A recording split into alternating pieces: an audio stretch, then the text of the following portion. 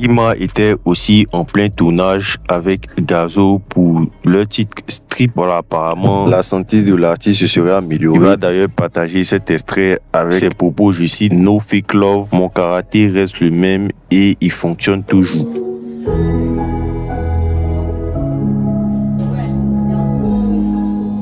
Alors que l'artiste est en plein tournage, voilà, de son prochain titre. Du côté du Cameroun, c'est une toute autre ambiance parce qu'en effet, un concert de Imra se ferait actuellement boycotter au Cameroun après que l'artiste ait annoncé sa présence dans le pays. Je vais pas vous rappeler l'historique de ce boycott, mais en gros, c'est parti après que Mabio ait lancé plusieurs attaques à l'endroit des Camerounais en disant qu'ils n'assumaient pas leurs artistes et qu'ils suçaient les artistes ivoiriens, tout ça. Du coup, après cette affiche qui a été partagée récemment par Imra annonçant sa présence au Cameroun pour un concert, il y a plusieurs internautes qui se sont dirigés en disant non à ce concert, notamment l'influenceur et entrepreneur camerounais Clive Ketou, qui était aussi présent dans une saison du Bachelor. Je pense que vous connaissez certainement. Il a fait une sortie en dénonçant, selon lui, les promoteurs camerounais qui préfèrent valoriser des artistes étrangers plutôt que leurs propres artistes locaux en payant des sommes faramineuses à des artistes étrangers. Je suis contre les promoteurs.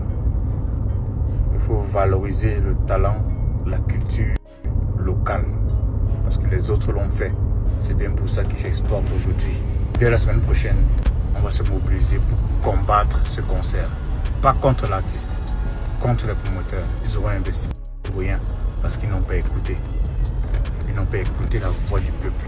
On a dit qu'on a développé l'industrie musicale locale d'abord, ou bien avant d'accepter de payer des gros cachets pour les artistes étrangers. Notre industrie musicale locale est faible. On appelle des gens pour faire les premières parties à 500 000, à 1 million, à 2, 4, 5, 10 millions.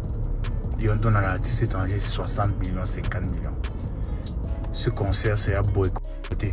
Il a d'ailleurs continué en postant cette affiche au Cameroun avec une croix rouge en écrivant. Et si vous pensez qu'il est le seul à être opposé à ce concert, eh bien non. Sur les réseaux, ils sont assez nombreux. Les internautes camerounais s'en prennent à ce concert.